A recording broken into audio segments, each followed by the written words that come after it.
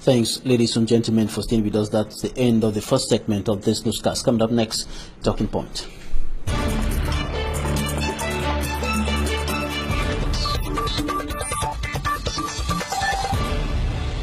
The internet is fast becoming an indispensable tool for success in all areas of life, and the world is going digital. But the multi-million-dollar question is, are you going digital? Is your company going digital? Is your institution going digital? Is the economic life of this nation called Cameroon and other African countries, as well as the education life of the country, are they going digital? These are questions that we're going to be looking at in this segment of the news, and we welcome in the founder of the FaithWorks Designer. You are a web and graphics designer, an expert in these issues. You're welcome. Thank you, Baba. All right, Geoffrey Wilson, when we look at the world today, everything is practically going digital. But when we look at Cameroon and other African countries, it's not moving, it's not running at the pace of the internet. Yeah, you're very right. When we look at the third world countries, especially Africa, we really see that they are down digitally.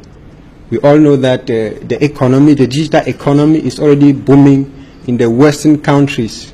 But when we take a look at Cameroon and Africa in general, you see that the educational system has not really been digitalized.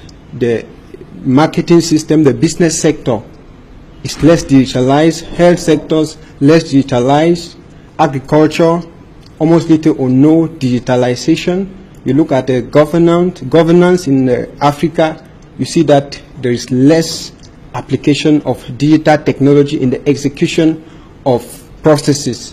What explains this? I can say what explains this is because these technologies were invented mostly by people of the Western world, and they only reached Africa at a certain point when they have already performed so well in the Western world. And that is a great challenge. And even when it came to Africa, Africans they were not so serious. They see it as a joke.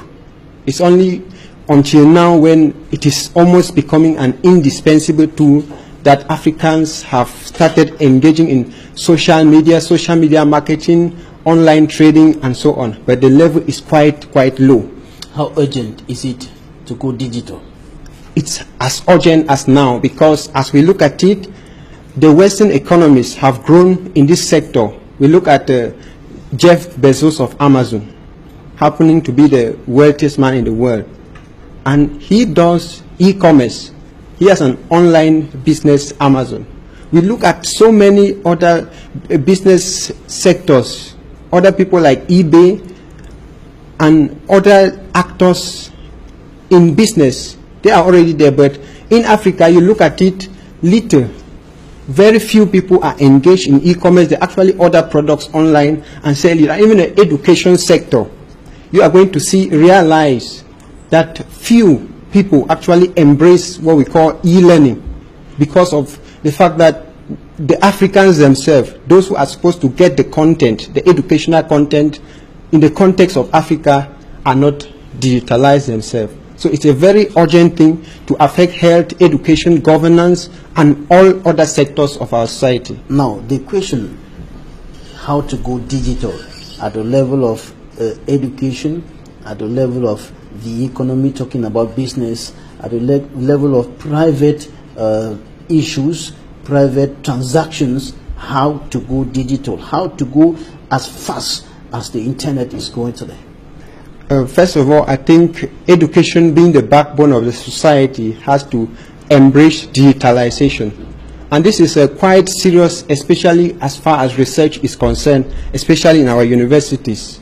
You are going to realize that African students are actually consuming content that is given to them by the people of the Western world who embraced these technologies quite long ago.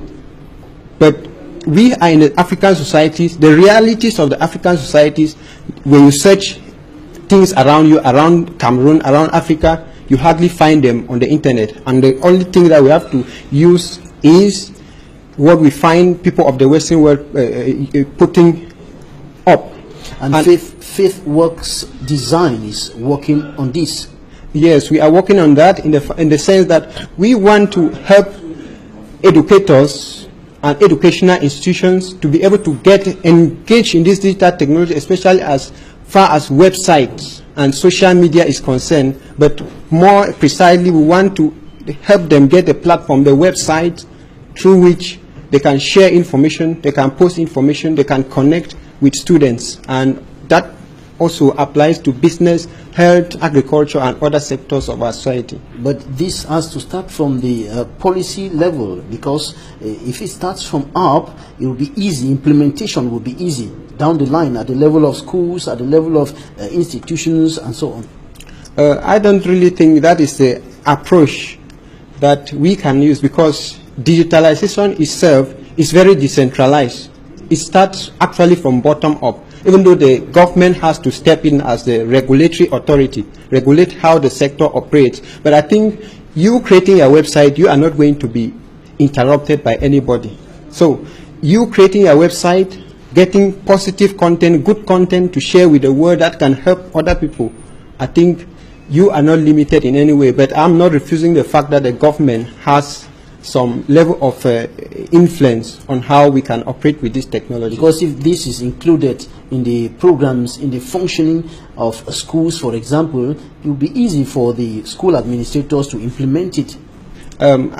Actually, I've seen some schools that are already using this, but on a very small scale. We want a situation where our schools, each school has an online platform through which the school is managed. Generally, there's a lot of automation with digital technology, and the speed is so fast. All right, thank you, Njofi Wilson, for coming, your web designer. Thank you. Thanks, ladies and gentlemen, for staying with us. That is for this edition of the news. Goodbye.